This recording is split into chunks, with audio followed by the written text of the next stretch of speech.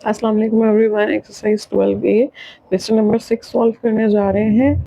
Area of shaded region हमें find out करना है। एज यू कैन सी ये हमारे पास जो है वो गिवन फिगर है।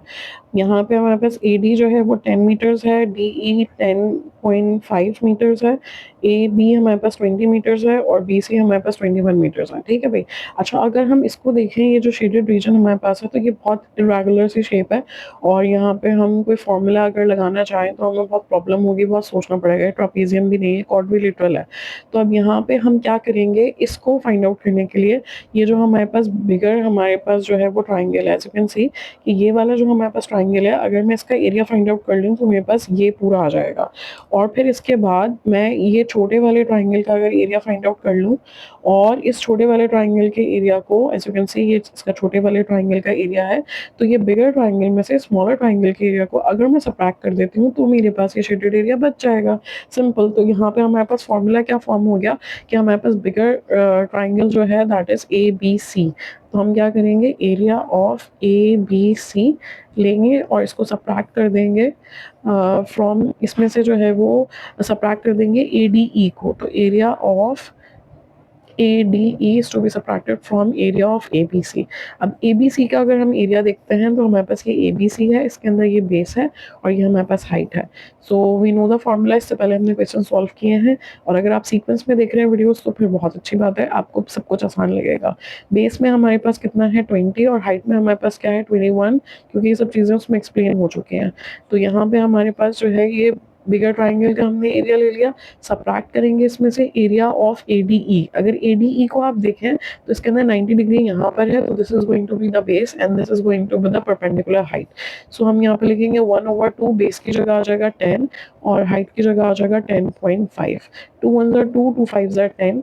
तो यहाँ पे हमारे पास 21 इंटू 10 इज 210 एरिया आ गया। ठीक है, एरिया ऑफ ABC। इस तरह से मैंने इसको हाईलाइट कर दिया, ये हमारे पास आ गया एरिया ऑफ ABC। ठीक है। और अब हमारे पास जो है हम क्या करने जा रहे हैं, ADE को करने जा रहे हैं। तो अब यहाँ पे इसको हमने क्या करना है, सिंपली मल्टीप्लाई करना है। लेट्स मल्टीप्लाई 5 5 ज़ा 25, 2 कैरी, 5 1 ज़ा 5 एंड पॉइंट के बाद एक नंबर है तो एक नंबर हमारे पास पॉइंट के बाद आएगा। अब इसको सबट्रैक्ट कर लेते हैं। 2 1 10 को सबट्रैक्ट में से सबट्रैक्ट करना है 52.5 को। अगर हम मेंटल मैथ से करना चाहें तो कर सकते हैं। 2 10 में से पहले 50 को सबट्रैक्ट करते हैं, सो वी हैव 160। 160 में से हमें अब 2.5 को मजीद सबट्रैक्ट करना है। 50 को हम कर चुके हैं, 2.5 को और करना है। तो 160 में से पहले 2 सबट्रैक्ट करें, दैट इज 158, फिर 0.5 और कर लें तो दैट इज 157.5। सिंपल। तो ये हमारे पास हो गया area, that is metre square, क्योंकि 2 डायमेंशनल है। ये हमारे पास डन हो गया। क्वेश्चन नंबर 7 हमारे पास नेक्स्ट क्वेश्चन है। इसमें कह रहे हैं कि हमें BD फाइंड आउट करना है। ठीक है। अब हमारे पास जो है वो ये शेप है, एज यू कैन सी। और यहाँ पे अगर इसको थोड़ा सा एलैबोरेट करें हम तो यहाँ पे वी हैव AC हमारे पास जो है वो 20 है एंड BD इसके ऊपर जो है ये परपेंडिकुलर है। तो ये परपेंडिकुलर का सिंबल होता है, वहाँ पे क्वेश्चन में लिखा हुआ है कि AE is perpendicular to CD। तो ये परपेंडिकुलर इस तरह से जो है, यानी क्योंकि ये बिल्कुल स्ट्रेट लाइन इस तरह से बनती है, तो ये देखें यू कैन सी, तो ये परपेंडिकुलर को शो करती है। लेकिन यहाँ पे हमारे पास सिर्फ यही परपेंडिकुलर नहीं है, दे आर सेइंग कि BD और AC तो परपेंडिकुलर है, साथ में AE भी परपेंडिकुलर है CD पे। As you can see it over here कि ये हमारे पास AE भी जो है वो हमारे पास AE भी जो है वो हमारे पास परपेंडिकुलर है, किस पर, इस लाइन पर, दैट इज CD। तो AE हमारे पास परपेंडिकुलर है CD पे। तो अगर हम एरिया फाइंड आउट करना चाहें तो हम यहाँ से भी कर सकते हैं, यानी ये हमारे पास बेस हो गई, ये हमारे पास हाइट हो गई। और अगर हम करना चाहें तो यहाँ से भी कर सकते हैं, ये हमारे पास बेस हो गई और ये BD हमारे पास हाइट हो गई। तो बस इसमें 2 बेस 2 हाइट दी हुई है जी, बिल्कुल 2 बेस 2 हाइट है। तो इस वाली बेस को हम क्या कर लेते हैं, बेस 1 और हाइट 1 ले लेते हैं, और ये वाली बेस को हम बेस 2 और इसको हम जो है वो हाइट 2 ले लेते हैं। यानी हमारे पास ये जो AC पे परपेंडिकुलर है BD, तो AC को मैंने ले लिया बेस 1 और BD को मैंने ले लिया हाइट 1। ठीक है। और मेरे पास यहाँ पे ये जो AE है ये परपेंडिकुलर है किस पर, CD पर। तो CD को मैंने बेस 2 ले लिया और AE जो कि 16 है उसको मैंने हाइट 2 ले लिया। अब हम सिंपली करेंगे क्या कि हम इसको कंपेयर कर लेंगे। किस तरीके से, नाउ लेट्स सॉल्व इट। ठीक है, you will love it, you will love it. बहुत आसान है, बिल्कुल भी मुश्किल नहीं लगेगा। अगर देखो भाई सेम ट्राइंगल है ना, तो आप इसका एरिया यहाँ से फाइंड आउट करो या वहाँ से फाइंड आउट करो, it's going to be the same. तो यानी 1/2 बेस मल्टीप्लाई बाय हाइट यहाँ से फाइंड आउट करें या यहाँ से फाइंड आउट करें, यानी बेस 1 हाइट 1 से फाइंड आउट करें या बेस 2 हाइट 2 से फाइंड आउट करें, it is going to be equal. अब इसमें वैल्यूज सिंपली आपने पुट करनी है, you will get your answer.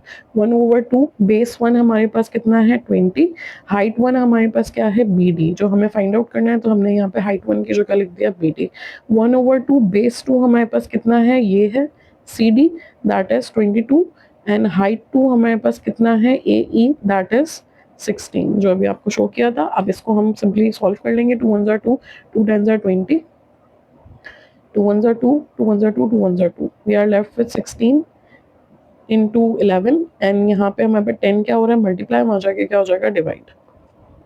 Now let's further simplify this. अब इसके अंदर आप चाहो, नीचे 10 आ रहा है, पॉइंट शिफ्ट करके भी सॉल्व कर सकते हो। यानी आप 16 को पहले 10 से मल्टीप्लाई कर लो, 160। तो 16 को कितने टाइम्स मल्टीप्लाई करना था, 11 टाइम्स। 10 टाइम्स क्या, एक टाइम और करेंगे, तो 160 में हमारे पास 16 एक दफ़ा और ऐड हो जाएगा। तो 160 में एक दफ़ा और ऐड हो जाएगा, तो विल गेट 176 डिवाइडेड बाय 10। क्या बताया था आपको, हर नंबर का पॉइंट राइट हैंड साइड पे होता है, डू यू रिमेंबर। अब यहाँ पे एक जीरो है, तो ये पॉइंट शिफ्ट हो जाएगा, तो ये हो जाएगा 17.6। ये हमारे पास हो गया फाइनल आंसर। या फिर आप इसको और कैसे सॉल्व कर सकते हो, मिस और कैसे करेंगे वो भी बता दें।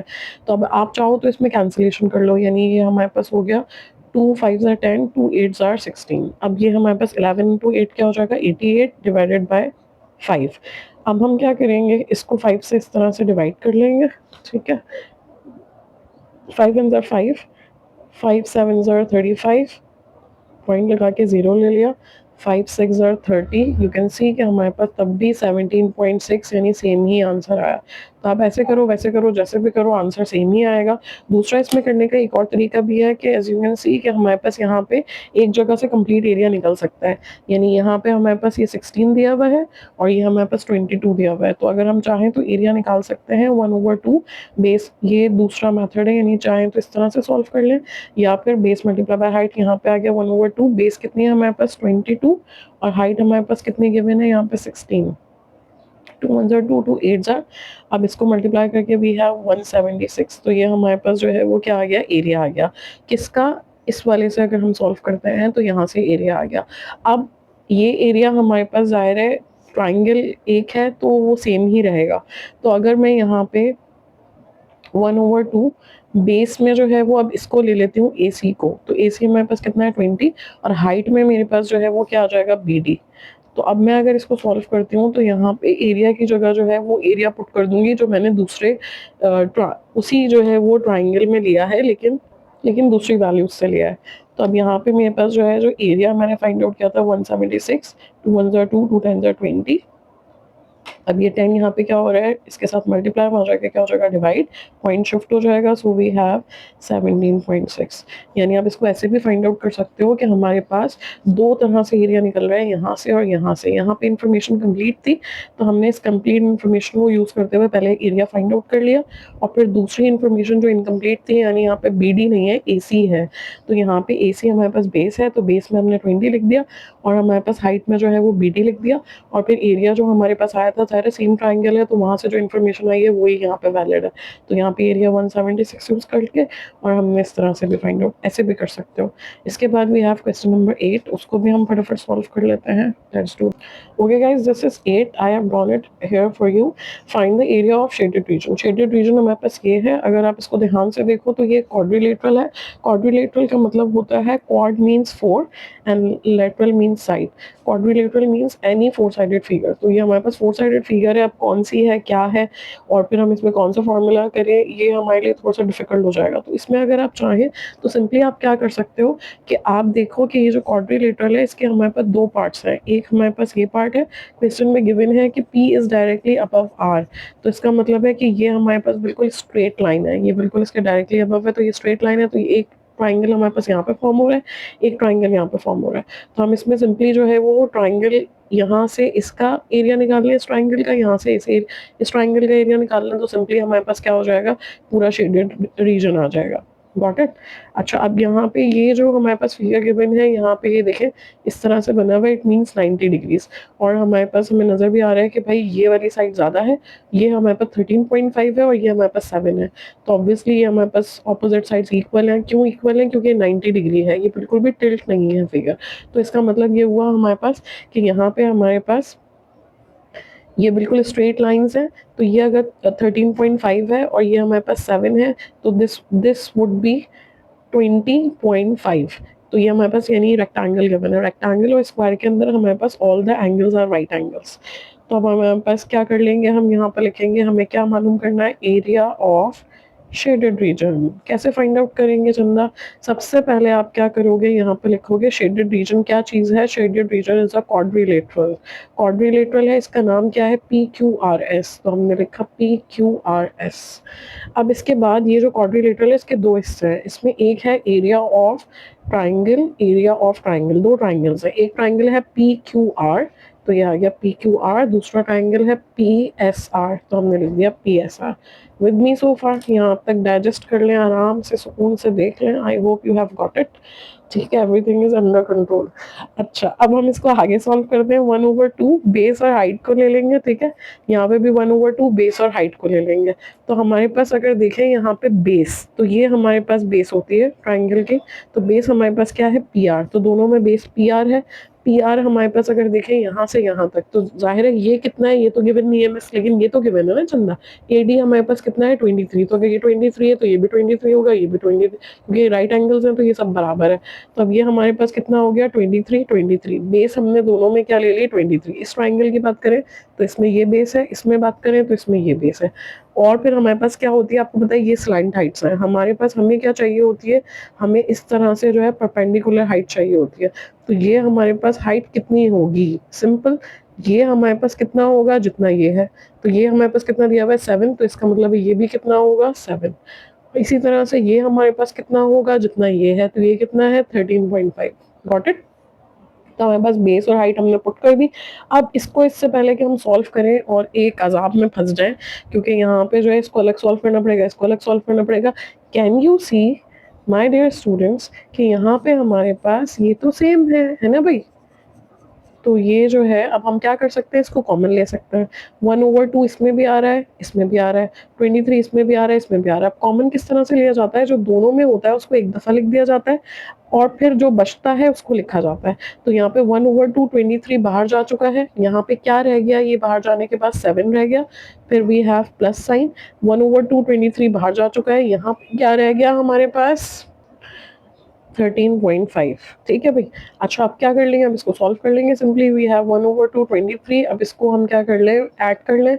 तो 13 + 7 = 20.5 हो जाएगा। पॉइंट, सबसे पहले पॉइंट को रिमूव किया जाता है, न्यूमरेटर से हटा रहे हैं तो डिनोमिनेटर में 0 आएगा, एक डिजिट है तो एक 0 आएगा।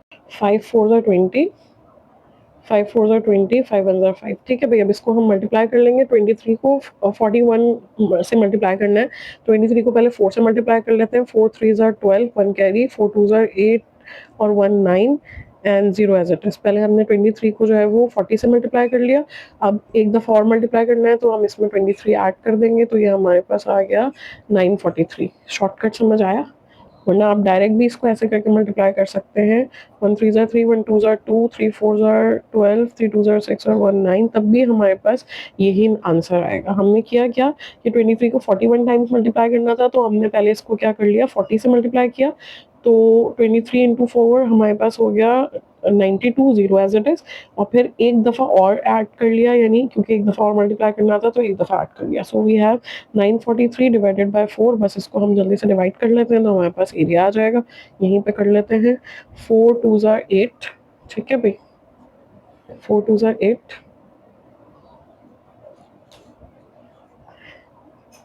4 3 ज़ा 12, 4 5 ज़ा 20, पॉइंट लगा के 0 ले लेंगे। 4 7 ज़ा 28, पॉइंट लगा हुआ 0 ले लेंगे। 4 5 ज़ा 20। तो ये हमारे पास कंप्लीट हो गया। यहाँ पे वी हैव 235.75। और हमें क्या फाइंड आउट करना था, हमें एरिया फाइंड आउट करना था, एरिया टू डायमेंशनल होता है तो यहाँ पे क्या आ जाएगा, स्क्वायर आ जाएगा। That is your final answer. अल्हम्दुलिल्लाह ये हमारे पास डन हो गया।